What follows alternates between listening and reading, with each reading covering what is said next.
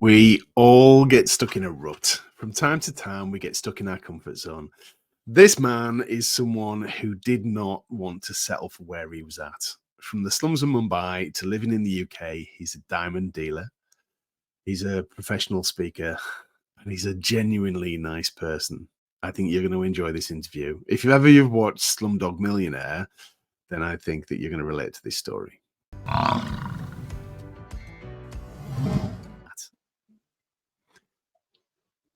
I think a lot of people are in a situation that they might not be happy with. That might be a financial situation, it might be a relationship, it might be where they live, it could be with their business, it could be with a job. And if ever you've watched the film Slumdog Millionaire, you'll understand a little bit about where this conversation is going to go today. So I'm joined today by Raj Adgopul, who is a motivational speaker, but he has come from the slums of Mumbai and changed his life. Raj, how are you? I'm good. Thank you, Jamie. Thank you for the invite, and thank you for providing me an opportunity to share my journey. So let's get straight down to it. You're in a completely different situation now than you were growing up. How did you start out? I was born in a small village in India, and I grew up there till I was 18. And my mum sent me to a nursing school, and it was like 10 hours away from my hometown. And she said to me, "Look, don't smoke, don't drink. I'm not saying it's bad for you. It is bad for you, but she says you will die." And she says, and if you're successful, come back, and if you're not, don't, because I don't want another mouth to feed. So that was the advice I left on, and I did my nursing training, and then I went to Mumbai from there. And Sorry. And what happened? Yeah, in Mumbai, I went to Mumbai, is like, which is a million people in a square mile, and I thought, okay, I'm going to make it in Mumbai, and it was a great place. And there was something which happened to me on the very first day in Mumbai, which I went for an interview, which my friend took me, and I got a job straight away, because in Mumbai, there is a lot of transient population, so you always get there are lots of jobs. So I got a job which was easy, and I that too, I got a job in a very prestigious hospital in Mumbai. But in the very first day, what happened, as I was about to enter the train station, which is the local trains, people used to travel by, and statistically, 4,500 people die falling off local trains of Mumbai every year. So that's how packed they are, and these are all people falling off the train. So I arrived on the platform, and this one particular thing happened, which is why I'm here today. Actually, I met my teacher that day, my guru, who put, what's it called, the motivation in me to get where I am today. So I arrived at this platform, and there were two compartments of the train. One was almost empty, and the other was packed to the brim. And I was thinking, okay, why is this compartment almost empty and this is like so packed full? Anyway, so I went and got into this empty compartment, almost empty compartment. And as the train was about to move, somebody just grabbed my collar really hard. And I really was shocked, and I turned around, and the guy said to me, "Do you have a first class ticket?" Now, I was a village person. I came from a small village in India. I didn't even know what a first class ticket was, because in my town, I had not even seen a double decker bus. So for me, traveling a local train was a bigger leap. So he slapped me on my face really hard and called me the names under the sun, and he threw me out of the moving train. My 50 rupees watch broke. I lost one shoe. My trouser ripped. First day at work, right? And I sat there crying, and the sun was coming up, and it was only like 7 o'clock in the morning. And I was crying, and this hundreds of people walked past me. Not even a single person stopped. And something happened in that moment. My mother was speaking to me in my mind. And I dusted my shirt, and I got up, and I said to myself, I'm going to die in this city, but I'll never go back. And the perception of myself was, I said, imagine, like I say this in my motivational speaking, like, I thought that I was a Ford Fiesta. It's a really banged up car. Now, this guy had put rocket fuel in a Ford Fiesta. Now, imagine what that does. So after that, that set a benchmark for me, right? And I said to myself, never again I will have that point where somebody will treat me like that, and I will get to a point where I can afford a first class ticket. and that's what got me here. And every time when I hit any kind of sort of setbacks in Mumbai, I always referred back to that was that one incident. That was my teacher who gave me the firepower, and like, and the voice of my mother as well, in my head, that I never wanted to go back, and that's how I got here. Okay.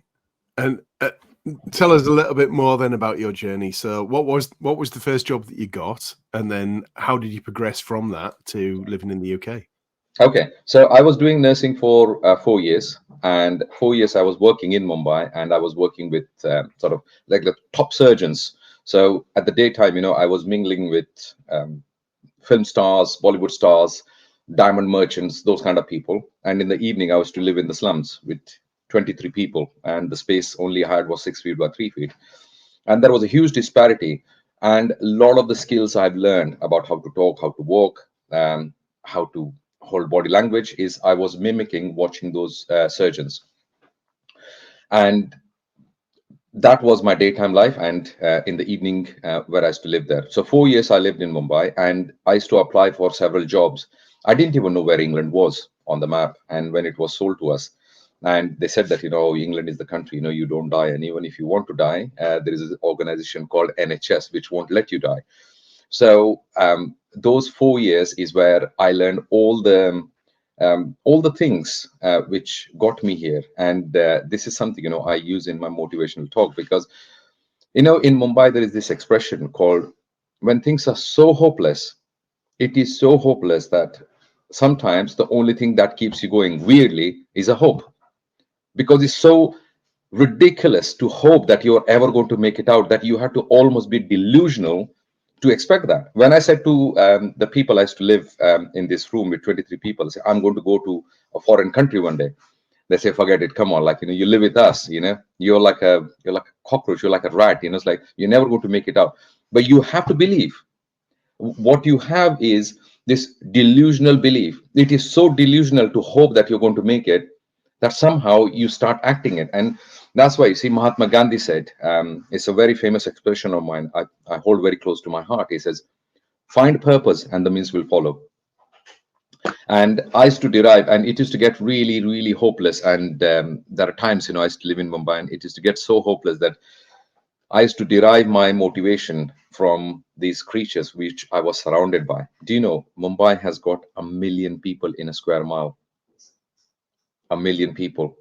And in that 1 million people square mile also live a cat, a dog, a rat, and a cockroach. So what I learned from the cockroach is what this guy did to me, and he slapped me and threw out of the train, is you have to thrive on your misfortune. The secret of a cockroach is a cockroach can thrive on poison. So that's what I learned from a cockroach. What I learned from a rat, which also lives in the slums of Mumbai. Have you ever seen a thin rat? So, so what I learned from the rat is you have to learn to eat anything and everything. So what I learned to eat, how I survived, I couldn't afford to eat in the evenings, so I used to eat bananas. My daily budget of my daily budget of food was about 3 pence, which is about 4 rupees, 4 or 5 rupees, because I could buy bananas. I used to eat because I said I need energy, and I had to, like, have that. And the third, which is the dog, is get used to rejection, because never take anything personally.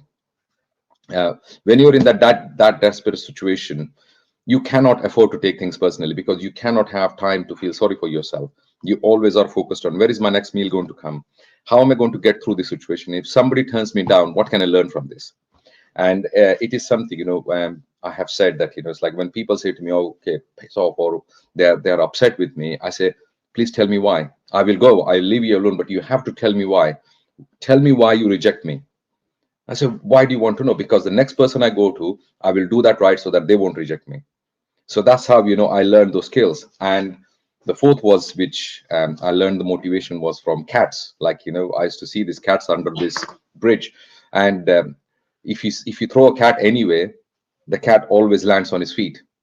Yeah. And that's what I thought, okay, no matter what life throws at me, I'm going to land at my feet. And you see, I always thought that they said that, oh, if you leave India, you'll be treated like human. And I'll tell you one little story, if I may. Is I sat in the aeroplane, which was Emirates Airlines, through this agency. I got the job for England, which was easy actually. The job was easy. Getting to the interview was easy because what UK was looking for at the moment at that time was people who can communicate. Skills can be earned later. It's about the attitude. People want to know that, okay, is this person adaptable? Because this is adaptable is what makes you stronger. Is this person adaptable? Are they good to communicate? Do they have an open attitude? And I got the job. And I remember I sat in this aeroplane and in this seat in Emirates Airlines, which was the airlines I was flying by, and this very beautiful air hostess was offering snacks, and she gave a packet of biscuits, little packet of biscuits, and she says, "Hey, go, sir. Would you like some?" And I took it, and I thought, "Wow, okay." I just been given by this like Europeans, for an Indian is like way above, and like I almost felt like God has almost given me something, and I thought I'm going to push my luck here, and I said, "Can I have one more, please?" And she says, "Of course, sir," and she gave me another packet, and at that moment, Jamie, I cried because in my 24 years of my life, I was never treated with that equality. And when I came here, I come to realize that what an amazing country this is, and how much hope there is. And in this country, if somebody's prepared to sort of just just see all those opportunities that are here, you can do wonders in this country.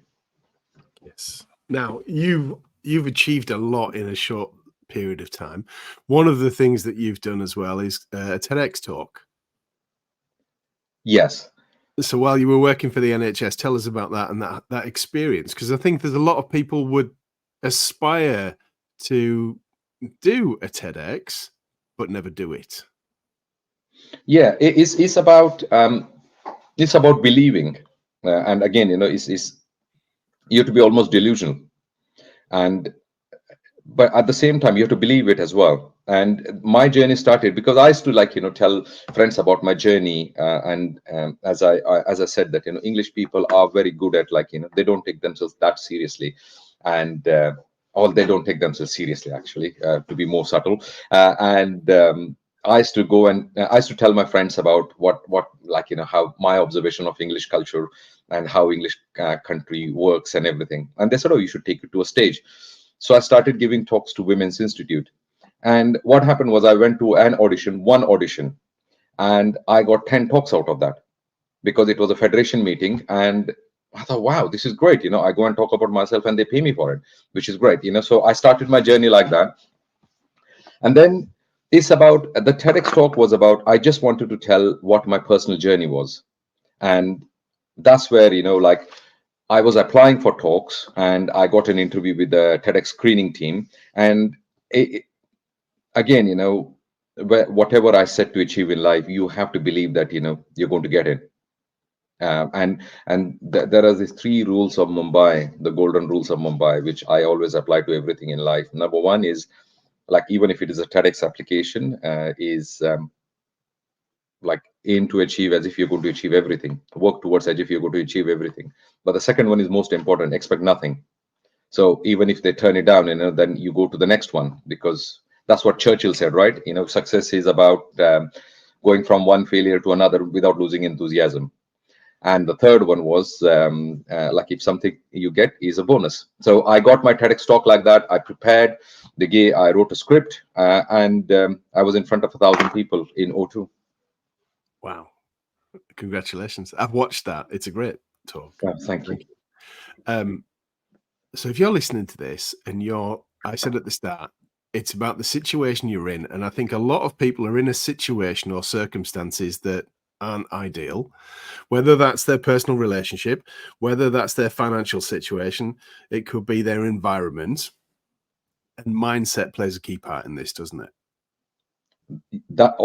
The only thing you really have is the way you see it. It's all about the mindset. And without that, really, I mean, it's what they say in Mumbai. You got to what they say: the strong survive on the weak, and the smart survive on the strong. And it's about the mindset of being the smart person and saying, okay, look, how can I make this odds work against me? everything that the environment does. And we have this expression, it's like a wound up toy. So if you as I mean, you don't see wound up toys anymore. So a wound up toy, it only will go as much further as the amount of wound you put in it. Yep. If you're not doing anything, the toy is not going to go anywhere. You have to wound up the toy, and it's how much you wound up is that much further is going to go. So the mindset is how you wound that toy up. Yeah. I mean, I talk to people about being more buffalo. So buffaloes are the only animals in nature that actually, when a storm comes, they turn to face it. And then when it gets near, they run through it. And by doing that, they get through it quicker. And I think a lot of people are like unknowingly like cows, and they turn and try to run away from storms. But by doing that, they end up in the storm for longer. And Yes. I encourage people, look, and you don't have to do it on your own. You never see buffalo charging on their own. They do it as a herd. So when you've got the right people around you, you can charge through storms and people can help you and support you and get stuff done.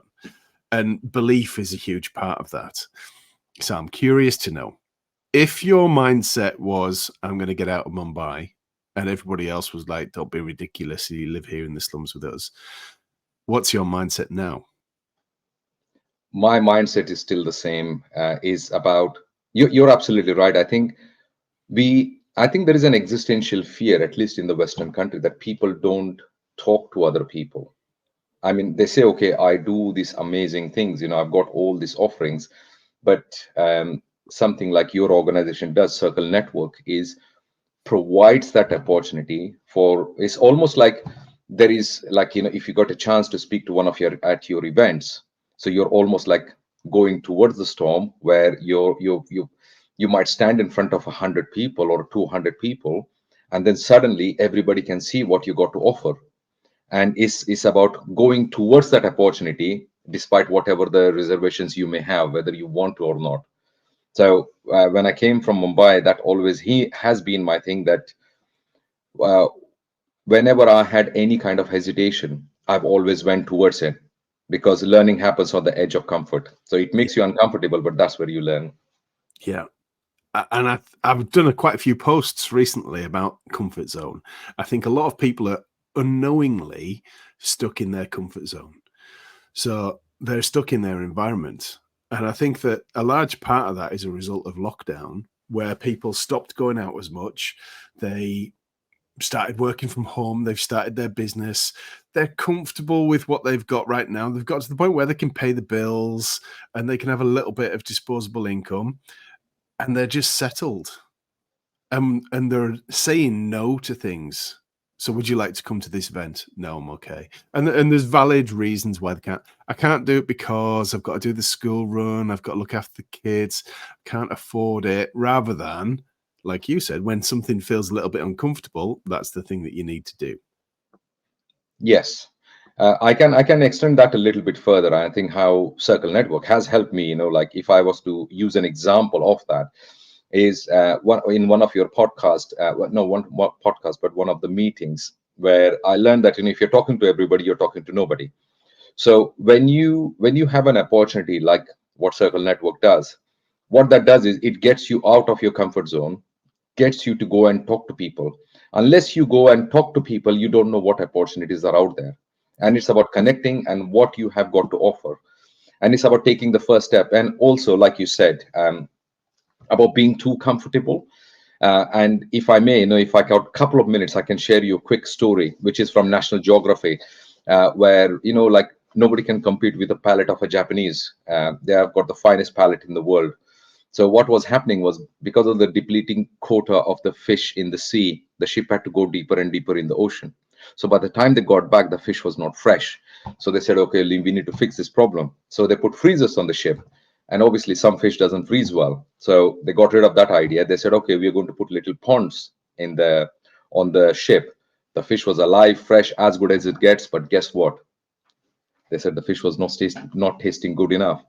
So they said, we got to find a way to keep this fish fresh, and which is what applies to human beings as well. And the guys, they said, oh, we need to focus on the nature of the fish rather than trying to solve a different problem. So if people are in that stagnant zone, they have to see, like, I need a worthy pursuit. But how do you create that worthy pursuit? It's about putting yourself out.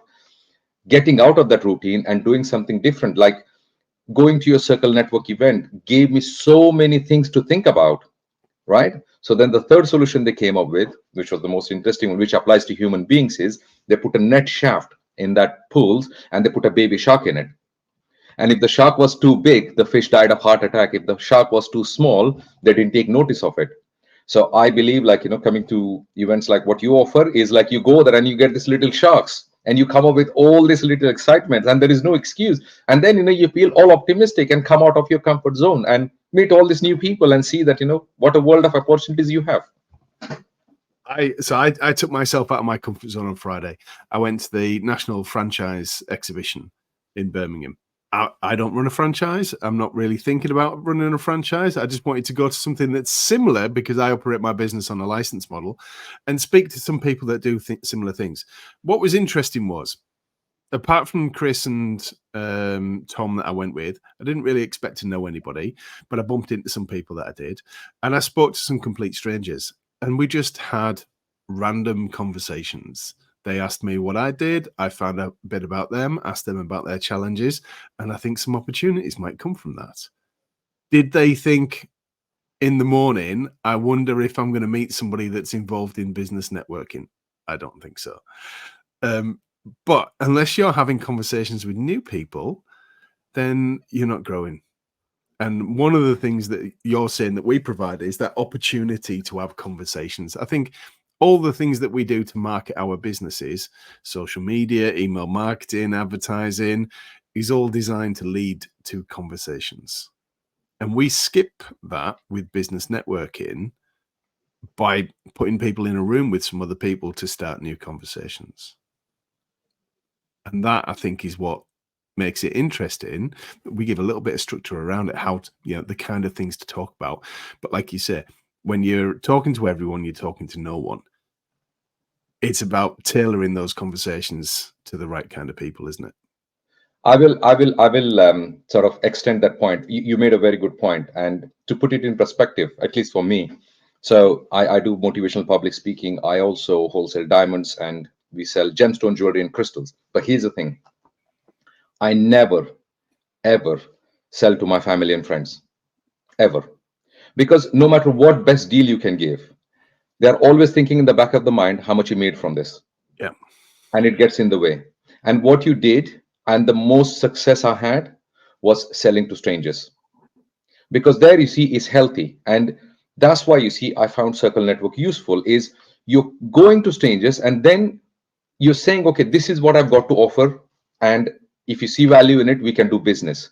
Is so much more better. And what happens is, and talking about comfort zone, is people think, oh, I might as well say to someone I know. Yes, but it gets in the way. Yeah. It gets in the way of the relationship. And the best way is to join networking, going to events like that, where you start new conversations. Because sales doesn't happen like, oh, I'm people don't say that, like you said, in the morning they get up, say, I'm going to low and look for this. Opportunities are created, but they are only created when you have conversations. Otherwise it doesn't happen. Exactly. And we're meeting as a result of a conversation that I had. So I had, if you listen to the podcast, I had Lara Tabbitt on the podcast recently. And after we'd finished recording, I said, what can I do to help you? And she explained the kind of people that she wanted to meet. Half an hour after that, a friend of mine, Keith Mackay, rang me up. And during the conversation, I said, I don't suppose you know anyone who's involved in luxury products or brands. And he said, no, I don't think so. Actually, I've just met a guy today called Raj, who's a diamond wholesaler. I'm sure he's the right kind of person. And that's how we came to meet. And we've no idea who people know. So Yeah. if you're listening to this thinking, right, I need to meet these kind of people, and then just go out and start having conversations with new people and just say, I don't suppose you know any of these kind of people, and describe your ideal client or people who deal with your ideal client. It's surprising what will happen when you go out with an open mindset. Yeah, and again, I'm just repeating myself. What people do is, people go for lower hanging fruit, which is friends and family or within that network. But what happens is, even if you sell to a friend of a friend by recommendation, if something goes wrong, the friend has put that friendship online. You really don't want to put your friends or family in that situation, and that's what happens is people worlds get smaller and they get comfortable about doing that. But going to networking events is what opens up the conversations, and suddenly you think, oh my god, like, there is all these things. Business is best done with strangers, but obviously then the friendship builds on that once there is a conversation. Okay. If someone wants to find out more about you, Raj, where is the best place for them to go? Best is my website. You can contact me on my website, and I'm not very techy actually. So there is a contact form, and it's linked to my email, so it will get to my email, and yes, they can find out from my website. Okay, I'll drop your website in the show notes. So if you're listening or watching this, just click on the link below and it'll take you to Raj's website to find out more. But also go and search. How would somebody search for your TEDx talk on YouTube? Oh, it's called Appreciation Redefined, which is appreciation as in appreciation redefined. And this is all about the stories and my journey, and how my life was in Mumbai and what I learned being here. So they can just find it on YouTube. I mean, my name is like, there is only one Raj Adgopul apart from my children, which is very good actually. So I'm the only one who comes up, and it's easy to find the TEDx talk. Okay, brilliant. Thank you. I've enjoyed having you on the show. I've enjoyed spending some time with you recently, and I look forward to more of that in the coming months. Yeah, no, thank you, Jamie. And I just wanted to say thank you to the opportunity what you're providing. And I think what you're doing is really amazing work. And I think people can capitalize a lot, and with very little input in it. It's just Yeah, about having an open mind and going and having conversation and see what can be done. And it is very surprising that you wouldn't, like you said, you cannot go in with an agenda to say, oh, what I can get out of it. But just having conversation can open up so many doors. definitely. It's all about conversations. But I think we shy away from it. But if we have more conversations, I encourage people to have more coffees or opportunities, because I like to drink tea. But have more meetings with people, have more conversations, and approach them with an open mindset. You never know what might happen. Thank you very much, Raj. I've enjoyed having you on. Yeah, I just want to leave you with one expression of Mumbai, that the kind of people you bring together to your networks. In Mumbai, we say 1+1 often makes two, but the right kind of one and one makes 11. So you bring a lot of those ones together. So you bring a lot of social capital. Thank you very much. All right. You have a good day. Thank you. Bye bye. Okay, if you enjoyed that, Raj was very kind and talked about Circle Networks and his experience of it. If you'd like to come along and have some conversations with new people, then take up our free trial. Go to circlenetworks.co.uk, click on our events page, and we offer 2 weeks completely free. Come along and have some conversations with some new people. Thanks for listening, and please subscribe.